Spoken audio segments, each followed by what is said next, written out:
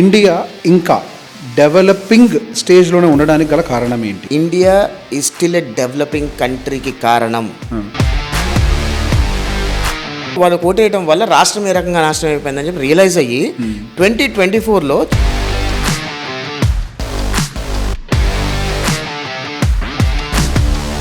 మంచి voting percentage. Then government what they did దల్చేసిన disaster 11 సీట్లు ఇచ్చి కూర్చోబెట్టారు. ఇప్పుడు దాకున్న నాయకులు చదువుకోనంత మాత్రాన bad people. So that's my point. I'm not discriminating anybody. అసలు డెవలప్డ్ కంట్రీ అని అంటే ప్రజల జీవితంలో ఎటువంటి మార్పు వస్తుంది? ఈరోజు ఒక పొలిటీషియన్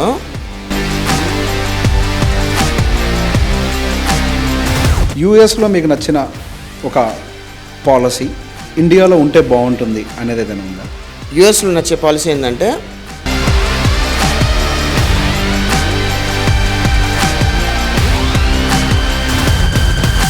నమస్తే, నేను మీ రేవంత్ చలమల.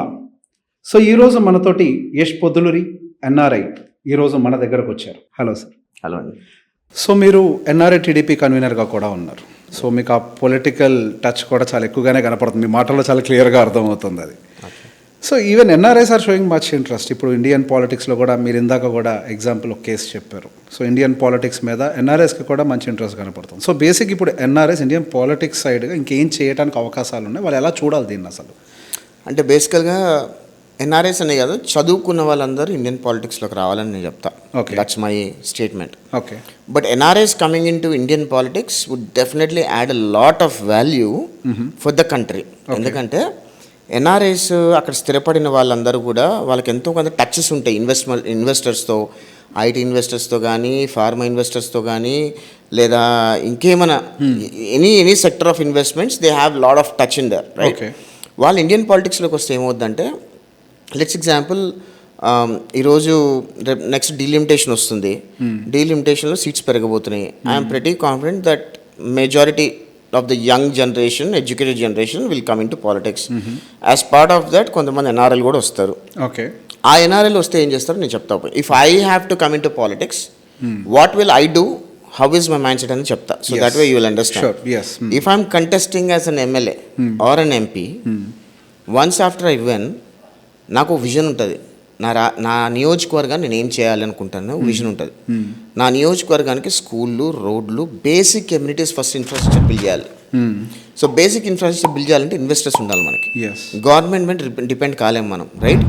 సో నేను what I would do is, any of my peers or my friends who are big investors back in US, I bring them to my constituency. వాళ్ళకి ల్యాండ్ ఇచ్చి స్కూల్ పెట్టండి, కాలేజ్ పెట్టండి, హాస్పిటల్ పెట్టండి, infrastructure build చేయండి అని చెప్తాము. Okay. Once after the infrastructure is build, school, college, lands పెట్టిన తర్వాత, కంపెనీస్ పెట్టిన తర్వాత, మన స్కూల్లో, మన నియోజకవర్గంలో ఉన్న పిల్లలకి మంచి స్కూల్స్ చెప్తున్నాము. వాళ్ళు పాస్ అవుట్ అయితే వాళ్ళు జాబ్ చేయడానికి మన కంపెనీస్ కూడా తెచ్చిపెట్టాం. Okay. All it takes is for the government to build the infrastructure on the roads, drains కట్టడమే. అది as MLA he can do it, that's not a big deal.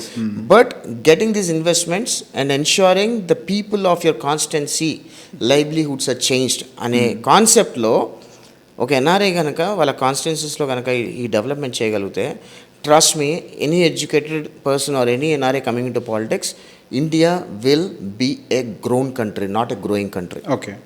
Today, India is a growing country. Yes. It's been a growing country for ages now. True. We have to stop saying India is a growing country. India is a developed country and Japan, not a developing country. True. We keep saying India is a developing country. No. India is a developed country అనే మాట మనం మాట్లాడగలిగితే మన India రూపురేఖలే మారిపోతాయి. So ఇక్కడ మీరు యూఎస్లో ఉండే political సిస్టమ్ని గమనించారు. సో మీకు ఆల్రెడీ పొలిటికల్ టచ్ ఉంది కదా, the way you see at the politics in US is different, maybe with other people. India ఇంకా డెవలపింగ్ స్టేజ్లోనే ఉండడానికి గల కారణం ఏంటి? సో ఆ పొలిటికల్ డిఫరెన్స్ కరెంట్గా ఇప్పుడు కరెంట్ సిచ్యువేషన్లో మన ఇండియాలో జరుగుతుంది ఏంటి, అసలు జరగాల్సింది ఏంటి? నేను ఓపెన్గా చెప్తాను, చాలామంది నచ్చకపోవచ్చు ఈ స్టేట్మెంట్, చాలా ట్రోల్ అవుతానేమో, కానీ I will tell you very straight. India is still a developing కంట్రీకి కారణం educated voters. Okay. Okay. Educated voter doesn't come out and vote. When educated voter doesn't come out and vote, all the కింద లో class people వాళ్ళకి డబ్బులు ఇచ్చి ఓట్లు కొనుక్కుంటున్నారు. చదువుకున్నోడికి ఓట్లు పడుతున్నాయి. చదువుకున్నోడు డబ్బు పెట్టలేడు. Yeah he already invested his money on his education, his life. He wanted to serve for the people. He might not have money. వాడు గెలవడు, చదువుకున్నాడు ఎందుకు గెలవడు? చదువుకున్నాడు ఎందుకు గెలవడు? చదువుకున్న వాళ్ళు ఓట్లేరు కదా. Example 2019 election is what happened is majority of the educated voters didn't come out and vote. Yes, true. You know what happened in Andhra?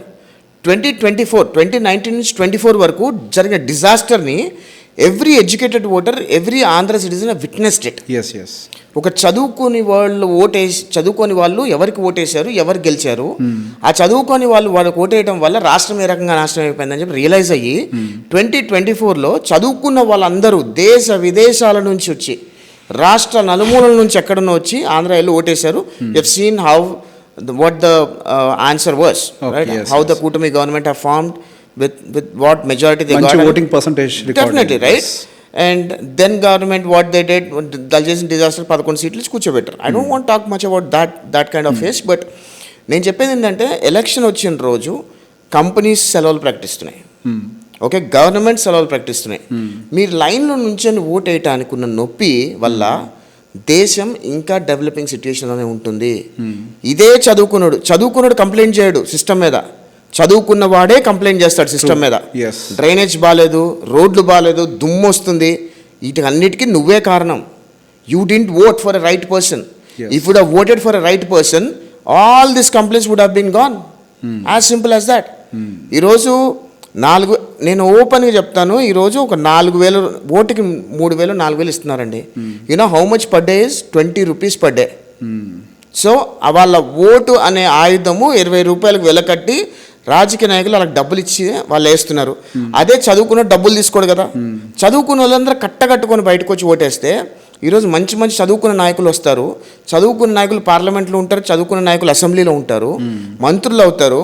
వాళ్ళని వాళ్ళ రాష్ట్రాలు, వాళ్ళ జిల్లాలు, వాళ్ళ దేశాలను ఏ రకంగా అభివృద్ధి చేయాలి, ఏ రకంగా బాగు చేయాలి, ఎక్కడ ఇన్ఫ్రాస్ట్రక్చర్ బిల్డ్ చేయాలి, ఎక్కడ పీపుల్కి ఏ రకంగా ప్రాబ్లమ్స్ సాల్వ్ చేయాలనేది వాళ్ళకు అవగాహన ఉంటుంది. చదువుకున్నాడు ఏం చేస్తాడు? మందు తాగుతాడు, చిల్లర తిరుగుతాడు. వాడికంతా డబ్బు ఎక్కడ సంపాదించుకోవాలని అవకాశం ఉంటుంది. ఎంతసేపు డబ్బు పందికొక్కులా తింటూనే ఉంటారు. So I'm requesting, beat a controversy, I don't care, but what I'm requesting the citizens of India is every educated voter should come out and vote for a right person. And right person in the sense educated person ki vote cheyandi. And from tomorrow's election, 2029 elections, you see majority of the educated people will come out for contesting. ఇప్పుడు మీరు ఎడ్యుకేటెడ్కి vote వేయాలని చెప్తున్నారు. ఒక చిన్న debate అంతే. So people should understand why only educated. ఇప్పుడు దాకున్న నాయకులు చదువుకోనంత మాత్రాన bad people, they also did something good అని చెప్పేసి ఒక ఆర్గ్యుమెంట్ ఉంటుంది. So how can you differentiate? Educated అయితే ఏం చేయగలుగుతాడు, అన్ఎడ్యుకేటెడ్ అయితే ఏం చేయగలుగుతాడు పాలిటిక్స్లోకి వచ్చాక? Generations have changed. Okay, before generation till 2010 things were different. There was no social media much. Yes, there was no communication much. ఇక్కడ ఒక యాక్సిడెంట్ జరిగింది అని అంటే ప్రపంచానికి తెలిసేది కాదు. ఇక్కడ ఒక రోడ్డు లేదు అంటే ప్రపంచానికి తెలిసేది కాదు. ఓకే, ఈరోజు everything is on social media. With in 1 second నాకు యాక్సిడెంట్ అనేది మన మొబైల్లో వచ్చేస్తుంది, రోడ్డు లేకపోతే మన మొబైల్లో వచ్చేస్తుంది, ఏ ఇన్సిడెంట్ అని మన మొబైల్లో వస్తుంది. వీటన్నిటికీ చెయ్యాలి, వీళ్ళన్నిటికీ ఉండాలి అని అంటే ఖచ్చితంగా ఒక educated chief minister, prime minister ఉండాలి. వాళ్ళ కింద ఎడ్యుకేటెడ్ క్యాబినెట్ ర్యాంక్, ఎడ్యుకేటెడ్ మంత్రులు ఉంటే వాళ్ళకు ఒక విజన్ ఉంటుంది, ఎలా చేయాలి, పెట్టుబడులు ఏ రకంగా తీసుకురావాలి అని ఉంటుంది. అన్ఎడ్యుకేటెడ్ వాళ్ళు they cannot travel. When you go to investors they will not be able to look at them. Right, there is a difference between educated and uneducated politician. I'm not discriminating anybody here. ఖచ్చితంగా పాత నాయకులు మంచి చేశారు, కానీ ఆ generations తగ్గట్టు డెవలప్మెంటే జరిగింది. అందుకనే కదా ఇంకా ఇండియా ఈజ్ డెవలపింగ్ కంట్రీ అంటున్నాము. So once educated people come into politics, India will become a developed country. So that's my point. I'm not discriminating anybody. పాత నాయకులు నేనేం కించపరచట్లేదు. నా మాట ఏంటంటే పాత నాయకులు వాళ్ళు చేసింది వాళ్ళు చేశారు. ఇప్పుడు కొత్త తరం నాయకులు వచ్చి చేయాల్సిన అవసరం ఉంది, చదువుకున్న వాళ్ళు చేయాల్సిన అవసరం ఉంది. ఆ జనరేషన్ చేసిందంతా అయిపోయింది, ఇంకా ఆ జనరేషన్ ఎంత చేయాలో అంత చేసేసారు. ఇప్పుడు చదువుకున్న వాళ్ళు బయటకు వచ్చి చేస్తేనే ఇండియా డెవలప్డ్ కంట్రీగా నిలబడుతుంది అని నా అభిప్రాయం. ఓకే, ఇప్పుడు మీరు డెవలప్డ్ కంట్రీగా మార్చాలి మనము అది మన బాధ్యత అని అంటున్నారు. సో అసలు డెవలప్డ్ కంట్రీ అని అంటే ప్రజల జీవితంలో ఎటువంటి మార్పు వస్తుంది? First they have to understand it. So దాని గురించి చెప్పండి. అంటే ఈరోజు ఎగ్జాంపుల్ తీసుకోండి, మన హైదరాబాద్ వర్షం పడితే మునిగిపోతుంది, లిటరల్గా మునిగిపోతుంది, right? Yes. So if they would have had a better vision, underground drains వేసి ఉండేవాళ్ళు, లేదా నాళాలు తీసి ఉండేవాళ్ళు, ఇవన్నీ చేసి ఉండేవాళ్ళు, రైట్? ఈరోజు ఒక పొలిటీషియన్ నాళాల మీద నాళాలన్నీ మూసేసి ఇల్లులు కట్టేశారు, పర్మిషన్లు ఇచ్చేశారు, గవర్నమెంట్ మొత్తం డబ్బులు ట్యాక్సులు తీసుకుంటుంది. All of a sudden one other politician comes back into power and he realizes this is wrong and he tries to fix the system. So గత పాలకులు చేసిన తప్పులని ఇప్పుడున్న పాలకులు దాన్ని ఫిక్స్ చేస్తుంటే అది కూడా బ్యాడే కదా. సో నేనేమంటానంటే what ever is done right now you cannot change that back. Let have fresh bees into the minds. Fresh minds come into politics. Okay. The fresh minds will change the country is what I think of. Okay. ఇప్పుడు ఉన్న వాళ్ళు తప్పు అని అనట్లేదు, కానీ fresh minds పాలిటిక్స్లోకి వస్తే వాళ్ళకున్న vision different ఉంటుంది, వాళ్ళు ఇంకా బెటర్గా చేయగలుగుతారు. Next 15-20 years 30 years next generation, దాని తర్వాత ఇంకా బెటర్ విజన్స్ వస్తాయి బయటికి, వాళ్ళందరూ రావాలి అని అంటున్నాను నేను. ఓకే. సో వాళ్ళకి ఏ రకంగా చేంజ్ అవుతుంది అని అంటే, ఈరోజు ఒక ఊరు తీసుకోండి, ఏదైనా ఒక ఊరు తీసుకోండి, ఆ ఊరు లెట్స్ ఎగ్జాంపుల్ ఎనీ ఎక్స్ ఊరు that MLA is not that educated and that MLA doesn't have a scope of going to different countries getting investments.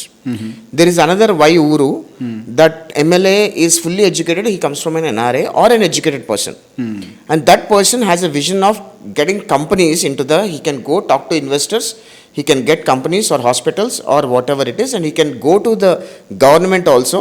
Government దగ్గరికి వెళ్ళి నాకు ఇది కావాలి, ఈ విజన్ ఇది ఉంటుంది, దానికి ఈ రోడ్ వేస్తే ఇక్కడ రోడ్ వేస్తే అక్కడ నేను స్కూల్ పెట్టించిన అంటే రోడ్ ఉంటుంది, ఇన్ఫ్రాస్ట్రక్చర్ ఉంటుంది, ఇక్కడ రోడ్ వేస్తే అక్కడ కాలేజ్ పెట్టినా అంటే అక్కడ ఇన్ఫ్రాస్ట్రక్చర్ ఉంటుంది, ఇక్కడ రోడ్ వేస్తే అది వేసినా అనుకో ఇన్ఫ్రాస్ట్రక్చర్ ఉంటుంది, ఈ డ్రైన్స్ అన్ని కనెక్టివిటీ చేసినానంటే నాకు ఏరియా మొత్తం క్లీన్గా కనిపిస్తుంది, ఒక విజన్ ఉంటుంది. సో అట్లాంటి విజన్ ఉన్న వ్యక్తి, అట్లా చదువుకున్న వ్యక్తి సీఎం దగ్గర కూర్చొని నా ప్లాన్ ఇది, నా బ్లూ ప్రింట్ ఇది నేను చేయండి అని అనుకో, CM will be more happy. That's what actually China has done. Yeah, CM will be more happy. He wanted an educated person to sit and talk and give a vision to me what I can do. Yeah. And CM also wants his state to be shown as a top.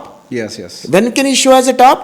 When everybody, educated people comes to him and say that this is what we wanted to do, నేను చెయ్యాలి, నా నియోజకవర్గం ఇలా కనిపించాలి అనుకున్నప్పుడు, అలా నియోజకవర్గం కనిపించాలన్న 10 మంది 100 మంది మా ఎమ్మెల్యేలు కలిసి ఆ నియోజకవర్గం కల్పిస్తే స్టేట్ డెవలప్ అవుతుంది. True. State will flourish. True. That's what I'm trying to say. Maybe it's a controversy, I don't give anything, but I will stick to my word. I want educated people to come into politics. Yeah. And educated people to serve for the people of Andhra and India. Okay. And that's when India will be a developed country. Okay. Till then, if in case we're still struggling to get corrupted politicians, corrupted people into the politics, then things will not change. Okay. It still be a developing country. Okay. So మనం అందరం కూడా చదువుకున్న వాళ్ళందరూ కూడా ఐఏఎస్లు ఐపీఎస్లు ఎవరైతే retire అవుతున్నారో వాళ్ళందరూ కూడా రాజకీయాల్లోకి రావాలి. చదువుకున్న వాళ్ళందరూ కూడా రాజకీయాల్లోకి రావాలి. మళ్ళీ కరప్టెడ్ ఐఏఎస్ కరప్టెడ్ ఐపీఎస్ కాదు, నిజాయితీ గల ఐఏఎస్ ఆఫీసర్స్, నిజాయితీ గల ఐపీఎస్ ఆఫీసర్స్, నిజాయితీగా గవర్నమెంట్ సర్వీసెస్ చేసిన వాళ్ళందరూ కూడా పాలిటిక్స్లోకి వస్తే వాళ్ళకి సిస్టమ్ ఏంటో అర్థమై ఉంటుంది, వాళ్ళంతా మంచిగా చేయగలుగుతారు.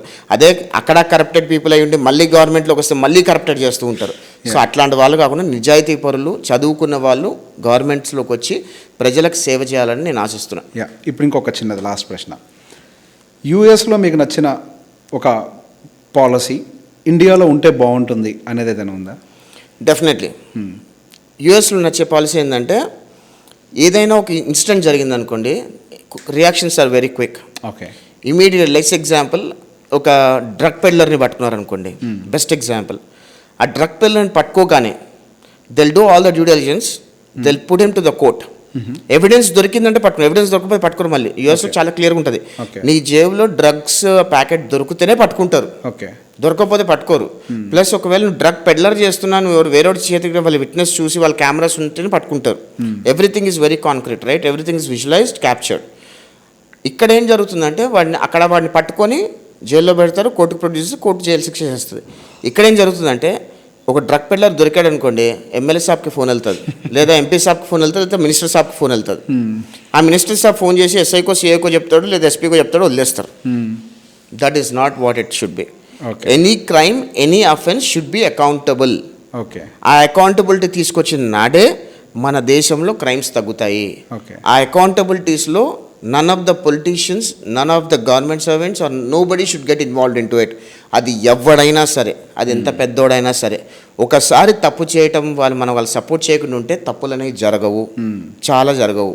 సో ఇన్ హైదరాబాద్ కానివ్వండి, ఇన్ ఆంధ్ర కానివ్వండి, current police is doing very fabulous job. Especially Hyderabad police and Andhra police are doing fabulous job. ఆంధ్రప్రదేశ్లో రప అంటున్నారు, కత్తులు పట్టుకొని తిరుగుతున్న వాళ్ళందరినీ గుడ్డలు తీసి రోడ్డు మీద నడిపిస్తున్నారు.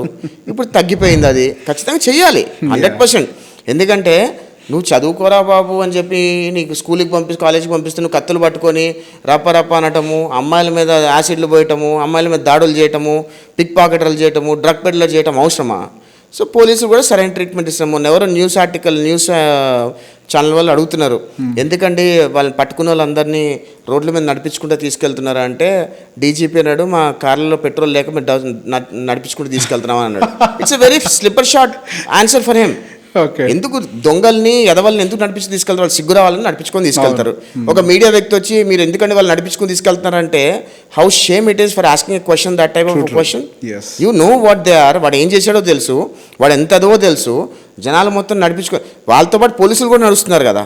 Why didn't the media guy asking, దొంగలు నడిపిస్తున్నారండి మీరు కూడా నడుస్తున్నారు కదా అని అడగచ్చు కదా. అది అడగరు. ఎందుకంటే people mindset should change అండి. Until unless the people mindsets are changed, things will not be flourishing. People mindset change అయితేనే ఫ్లరిషింగ్ ఉంటుంది. First of all Kinder garden నుంచి మనం అమ్మాయికి రెస్పెక్ట్ ఇవ్వాలి, మనం రెస్పెక్ట్ఫుల్గా మాట్లాడాలి, మన పెద్దోళ్ళతో మనం మర్యాదగా ఉండాలి, పేరెంట్స్ని రెస్పెక్ట్ చేయాలి, మదర్ని రెస్పెక్ట్ చేయాలి. ఇవన్నీ కూడా స్కూల్లో ఫౌండేషన్స్ కింద రావాలి. మరీ ముఖ్యంగా మన ఇళ్లల్లో కూడా మనం కూడా చెప్తూ ఉండాలి పిల్లలకి.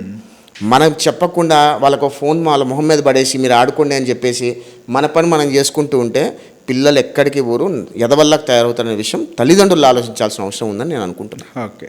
So nice talking to you అండి. Thank you very much. మీరు చాలా మంచి ఇన్ఫర్మేషన్ ప్రొవైడ్ చేశారు. Thank you. Thank you.